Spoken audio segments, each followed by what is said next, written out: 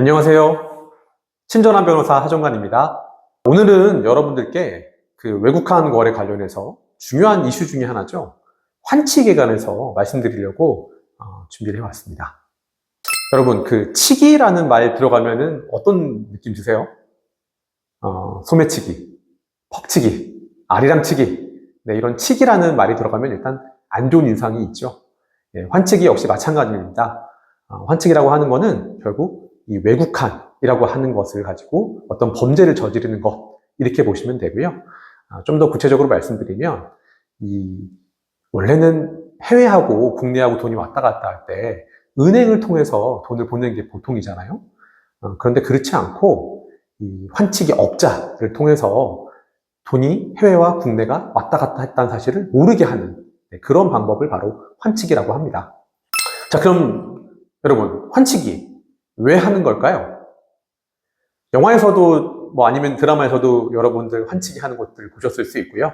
그리고 신문 보시면은 신문 기사에도 제법 많이 나옵니다.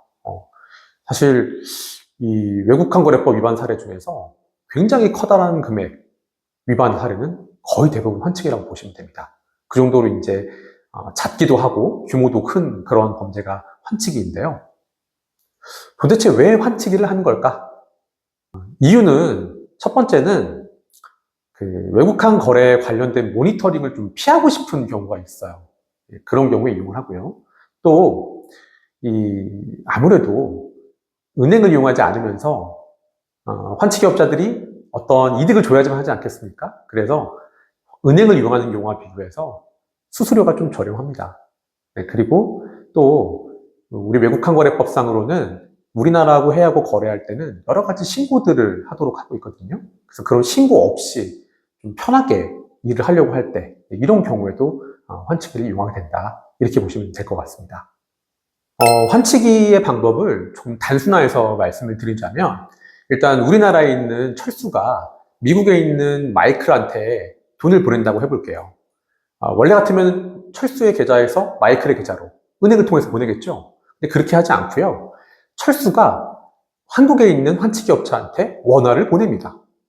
그러면은 이 환치기 업자는 철수가 돈을 나한테 이만큼 보냈구나 라는 걸 확인을 하고 해외에 있는 자신의 계좌나 아니면은 해외에 있는 다른 업자한테 부탁을 해서 그 미국에서 바로 마이클한테 다시 돈을 보내주는 거죠. 자, 그러면 한국하고 미국, 특히 철수하고 마이클 사이에서는 서로 돈을 주고받은 과정이 전혀 드러나지를 않게 되는 겁니다. 바로 그게 환치기라고 말씀드릴 수 있어요. 왜 그렇게 하냐면요. 일단은 그 모니터링을 피할 수 있죠. 그 우리나라하고 해외하고 돈이 왔다 갔다 하는 거는요. 모든 정보가 한국은행에 다 들어갑니다. 그런데 지금 이 방법을 하면은 한쪽에서는 원화만, 한쪽에서만 달러만 움직였잖아요. 그렇기 때문에 아무런 흔적이 남지 않게 되는 거죠. 그리고 또 아무래도 환치기 업자들은 자신들이 또 돈을 벌어야 되니까 은행에 비해서 훨씬 더 좋은 수수료를 제공을 합니다. 네.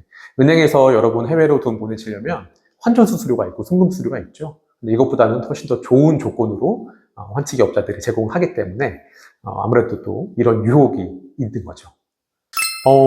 근데 아무래도 조금 범죄와 관련된 돈들이 많다라고 보셔야 되는데요. 그렇지만 전부가 절대 그렇지는 않습니다. 분명히 일반인이라고 하더라도 좋은 방법이 있네라고 한다면은 이 방법을 이용할 수 있을 거고요. 그리고 사실 우리나라는 잘 그렇지 않지만 해외에서는 아예 뭐라고 할까요? 국가에서 인정되지 않은 시스템이지만 이런 방식으로 서로 보내주는 것들을 아예 일종의 금융처럼 하는 그런 나라들도 있다고 저도 알고 있어요. 우리나라에서는 명백히 불법입니다. 왜냐하면 우리나라에서는 이 환을 해외하고 우리나라하고 왔다 갔다 하는 건 이른바 특정한 금융기관들, 그러니까 외국환 업무를 취급할 수 있도록 등록된 금융기관만 할 수 있도록 되어 있거든요. 근데 여러분 지금 환치기 업자가 어떻게 한 거죠? 이 바로 금융기관들만 해야 되는 행위를 한 거예요. 그러니까 등록된 그 금융회사만 해야 되는데 등록되지 않은 이 환치기 업자가 마치 은행인 것처럼 행동을 했기 때문에 우리나라 정부에서는 이런 행위를 처벌하고 있습니다. 네, 당연히 있죠.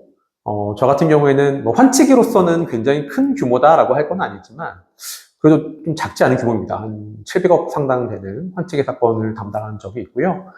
뭐 내용을 보면은 제가 앞서서 설명드렸던 것이 가장 크게 다르진 않지만 구체적으로는 뭐 상당히 다른 여러 가지 방법들이 있다라고 말씀드릴 수 있습니다. 보통 일반인들이 작은 규모의 돈을 거래하는 것 가지고 이 사람이 환치기를 했구나 라고 잡는 것보다는요, 사실은 환치기 업자가 먼저 검거가 되면 그 사람의 통장을 통해서 왔다 갔다 했던 여러 가지 거래 내역이 있지 않겠습니까? 그걸 보고 이 사람이 환치기에 이용했구나 라면서 거꾸로 알게 되는 경우가 훨씬 더 많다라고 보시면 되겠습니다. 제가 환치기 사건을 직접 이제 처리해 보면서 느꼈던 건 어떤 게 있냐면, 일단 그 관련된 자료는 전산으로 처리하지 않습니까? 그렇기 때문에 이 모든 자료는 이 수사기관이 가지고 있다라고 보셔도 무방하고요. 그리고 우리나라 외국환 거래법에서는 환치기가 비교적 중한 범죄에 해당하기는 합니다. 네, 그렇다고 하더라도 일반적인 다른 형법에 있는 범죄들과 비교해서 형량이 굉장히 높은 편은 아니에요. 왜 그럴까요? 사실 환치기라고 하는 거는 규모가 굉장히 크거든요. 뭐 천억대가 이렇게 보통이다라고 할 정도로 규모가 큰데, 그럼에도 불구하고 이렇게 다른 형법상의 범죄보다 형량이 낮은 이유는, 보통 형법상의 범죄들은 이른바 피해자가 명백하게 이 국민의 신체나 재산이나 이런 것들을 대상으로 하는데 반해서 외국환 거래법상의 환치기는 피해자가 누굴까요, 여러분? 실제로 어떤 피해를 입은 국민이 있다? 그렇지 않죠. 네, 바로 우리나라 정부의 이 외국환 거래 제도라고 하는 시스템이 침해를 받은 것이기 때문에 일반적인 형사처벌보다는 조금 형량이 낮게 그렇게 규정이 되어 있다라고 보시면 되겠습니다.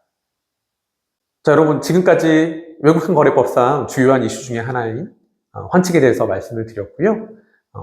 우리는 다음 주에 또 만나요.